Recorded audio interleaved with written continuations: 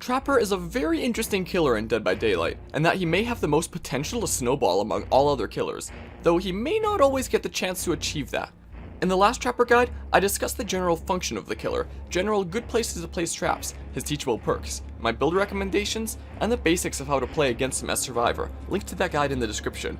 In this guide, I'll be discussing some more advanced trap locations, some of which are impossible to disarm, as well as some strategies and mind games you can use to potentially catch survivors with the help of this killer's unique power.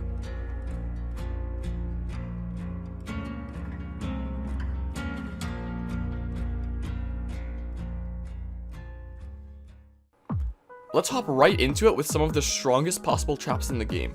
If trapped in certain locations on certain maps, some windows are impossible to vault without getting caught by it, because the trap is impossible to disarm without stepping in the armed trap first. These windows exist in Coldwind maps and on Haddonfield. On Coldwind maps, one of the most consistently spawning structures is the Harvester, which will typically spawn 1 to 2 Harvesters per Coldwind map. There are 2 windows on the Harvester, a super weak one which a survivor will almost always get hit on unless they have balanced landing, and a strong one. The strong one will usually force the killer to vault it to continue the chase if the survivor plays their cards right.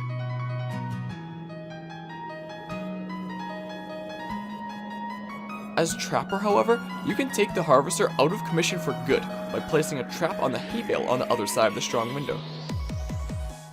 When survivors drop down off this hay bale, they can't climb up unless they take the window again. This means that a trap on this block of hay is impossible for survivors to disarm unless they're willing to get trapped by it first. One trap can turn the Harvester into a dead zone, where survivors will be forced to take a hit or get caught. As Trapper, you should be trapping this spot as soon as it is convenient for you to do. The next similar spot is on Haddonfield houses. Sometimes the upper floor of Haddonfield houses onto the roof will spawn with an opening instead of a window, making this strategy impossible on those roofs. On roofs with a window leading to them with no alternate opening, you can place a trap on the other side of the window. Just like the Harvester, this makes these windows impossible to vault without eating the trap. The main building, the Myers house, in the center-ish of the map with the basement, will never have an opening instead of a window. This makes Myers house on Haddonfield as Trapper potentially one of the most dangerous places for survivors to be, when it's normally one of the safest places on the map. Getting the Myers house and other similar roofs trapped should be one of your highest priorities as Trapper on these maps. There's an interesting mind game you can do as Trapper. I mentioned in the last guide how if a loop seems particularly strong, you could potentially trap it mid-chase. If you see this as Survivor, that's your chance to leave. Experienced Trapper players will know experienced survivors will think this way and can use it to their advantage. While on a loop, you can start placing down the trap, making the survivor want to run for the hills, considering the current tile won't be safe anymore soon. So, start trapping under a pallet or on a loop or something, then cancel placing the trap. The survivor may have made enough distance away from the loop that they can't get back without getting hit anymore, and you've successfully gotten them away from the current tile, potentially giving you a hit. You can additionally apply zoning as a strategy to this when in certain areas. If there are 2 walls around a pallet, on one side of the wall is plenty of safety, lots of windows and other pallets to run to, and on the other side is nothing. Maybe it's the corner of the map, or all the pallets have been used on that side. Then force the survivor to get onto that side of the wall. Once you start placing the trap, if they leave, then you successfully zone them and they have nowhere to go after you cancel that trap and will have to take a hit. One minor sort of mind game you can do as Trapper is double trapping the strong window of maps. If you put a trap on both sides of the window instead of just one, survivors will often disarm one, figuring it safe, and then vault straight into the other. It's unexpected, because what kind of psycho puts 2 traps on the same window? If the survivor sees you place the trap, sees the trap on the other side of the window too, goes somewhere else instead of vaulting, or just thinks that you're that crazy that you double trap the window, this may not work. Though often, after disarming the trap, the survivor will usually feel the window is safe and be ready to vault into the other side. It can be really time consuming to trap both sides, especially if you're running no add-ons to increase how many traps you carry, so up to you if the setup time is worth trying this out. This works best on the strongest windows, such as the Ironworks of Misery window. Speaking of Ironworks, the Ironworks of Misery map has an interesting possible mind game for Trapper. The main building has 2 staircases leading up to the same upstairs area. As Trapper, if you know somebody is upstairs, place a trap at the bottom of one of the flights of stairs, whichever is more likely for the survivor to not see you place it, usually the outside stairs. Then proceed to go up the opposite flight of stairs, forcing the survivor to go down the stairs you're not coming from, which has a trap at the bottom. This mind game won't work if the survivor saw you place the trap, because they can drop down from one of the breaks in the railing to avoid the trap. This mind game also won't work if the survivor decides to drop down from a railing break just so they can activate their balanced landing, and also won't work if the survivor decides to drop down for literally no reason at all, like, I want to drop down from this guy like Spooderman! If a survivor is around the center of upstairs and sees you coming up the stairs, unaware there's a trap on the other side, they'll likely head towards the trap instead of dropping down, figuring they have enough distance on you to take the stairs and probably just take the strong Ironworks window from there. Once they reach the trap, they can either just run into it and get caught, or if they're able to quickly determine the smarter option, they'll turn around and go up the stairs again and get hit by you once. The survivors upstairs will most likely have a view of the inside of Ironworks. I'd recommend almost always putting the trap at the base of the outside stairs, making sure to be in enough that you can't be seen by placing the trap through the doorway. By placing it on the outside stairwell, the survivor will likely either get trapped, get hit by you to avoid the trap, or get hit by you because they decide to drop down from somewhere. Trapping the inside, however, survivors may drop down near the strong Ironworks window and take that if they have enough distance on you, which they probably will considering they were chilling up there, and they'll probably do that without even realizing you've trapped the stairs.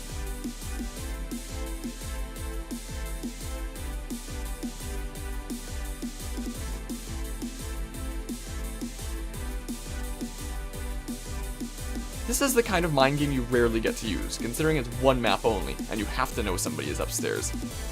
I guess you could in theory use it with the staircases of the chapel map, but there's actually window vault dropdowns for survivors to use from the upstairs of that map, so trapping the opposite stairs will probably never work. Survivors can just vault a window anywhere, and unlike Ironworks, it's a long walk to get to the beginning of the other staircase, so I wouldn't recommend trying it. Same deal for Ormond, not worth trying. You can potentially do this same trick on Badham Preschool though. If somebody is downstairs, trap the top of one side of the stairs and head down the other. Unlike Ironworks, the survivor has no easy way to get out of there from a drop down. Either they run towards the trap or take a hit from you. Chances are they won't suspect you placed a trap at the top of the opposite stairs, and more likely than not, run towards it. There is a way to get out of this without being trapped or hit though. There's enough of a length of the loop down there that if a survivor starts with enough distance on you, they can take the same stairs you came down from. As well, if either of the potential pallet spawns are still up down there, they can use either one to make it to the same staircase you came down, as they're some of the safest pallets in the game. A survivor might just do this without even knowing you trapped the opposite stairs, but I feel like more often than not they'll run to the stairs that aren't the ones you came down, straight towards your trap. Try this mind game out. Also, I wasn't sure where to fit this in the video, so while on top of the preschool, trap here. It's literally one of the best trap locations in the whole game. Oftentimes people will come to it like moths to a lamp, or new killer players to flashlights. The game is a map with a spot that can always catch a survivor if they're within a certain area. The washroom with a generator in it has 2 entrances, but only 1 exit, considering one of the entrances is a drop down from above. The big door to the washroom will open once the generator is finished, so this strategy will only work if the generator is unfinished. There are survivors already in the washroom, and you approach the washroom from the only exit survivors can take. If you enter through the only exit and the survivors haven't left yet, then they're stuck in there. Trap the entrance. Now at least 1 survivor is guaranteed caught, potentially more if there's more survivors in there. If the only exit is trapped, a survivor has to either get downed inside the washroom or run into the trap and get caught that way. If a survivor gets caught in the trap while trying to leave, and there's another survivor who wants to leave, they won't be able to since there's a trapped survivor blocking the only exit, meaning you can potentially get multiple downs in there. If you enter the washroom from above, the survivors can leave through the exit, which is why this strategy only works if you enter from the only exit. You can typically use this around the beginning of a round on the game, as the washroom is a common place for survivors to spawn or go to first. This strategy has some counterplay as survivor. If you're playing survivor, know the killer is trapper, and you're in the washroom, you better get out of there as soon as you can when you hear the heartbeat.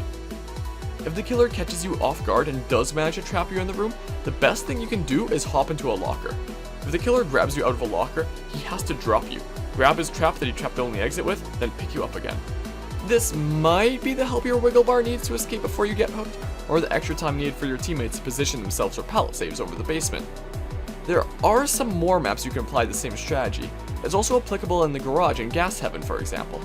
Before the generator is done, there's only one exit, meaning that if you get there and survivors are still inside the garage, you can trap the only exit and force them to get downed one way or another. Did she just run over it? Are you kidding me?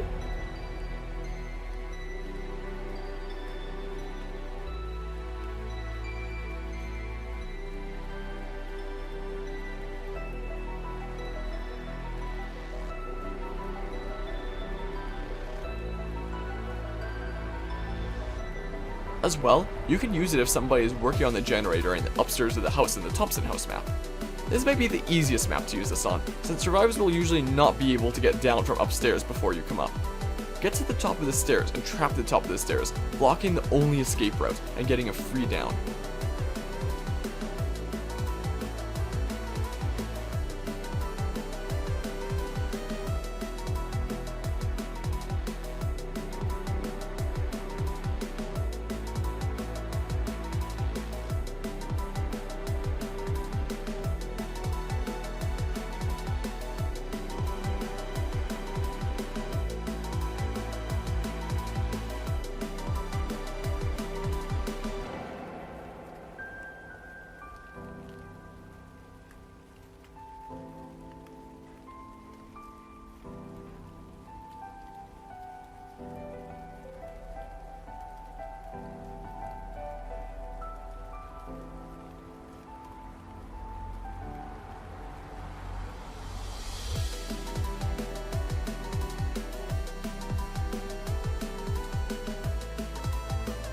You can block the entrance to the tower in the Grim Pantry map as well. If somebody goes downstairs and the generator isn't finished, so the downstairs doors haven't opened yet, trap the top of the stairs and they're guaranteed going down.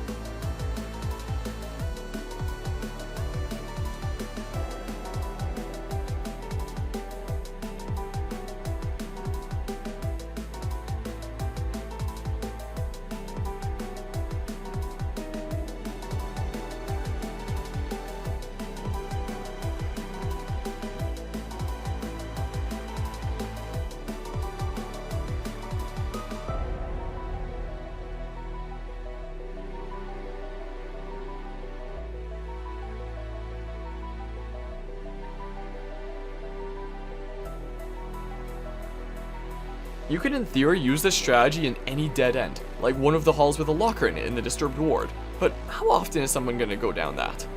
The hall that has a drop down next to the generator, however, is a popular escape route.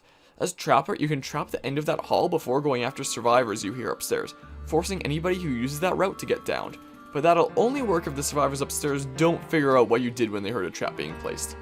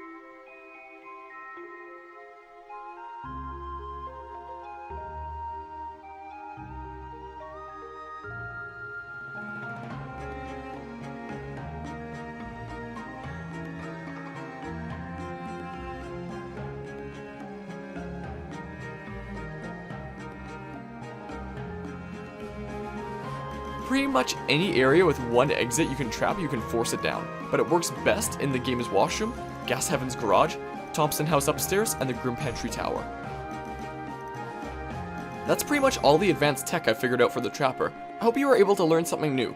If you have any questions about any of the stuff I've discussed, or would like to share some Trapper tech I missed, feel free to stop by my Twitch or leave a comment down below. For more Dead by Daylight guides like this, links in the description below. Until next time, I'll see you in the fog. Nice. That's why he keeps swinging and missing, because he has Sprint Burst. I was gonna say, are you gonna commit? Are you gonna commit? Are you gonna commit? You're done. Oh, come on! 99, bro. He's like, no. Kill yourself on the hook. No! Do it for the street. Do it for the street. I'm gonna Kobe and finish that gen. I'm gonna Kobe and finish it. Are you fucking kidding me right now? Did you really just do that? How did you get protection points? How did you Because get I'm a legend is why. How did you get protection points?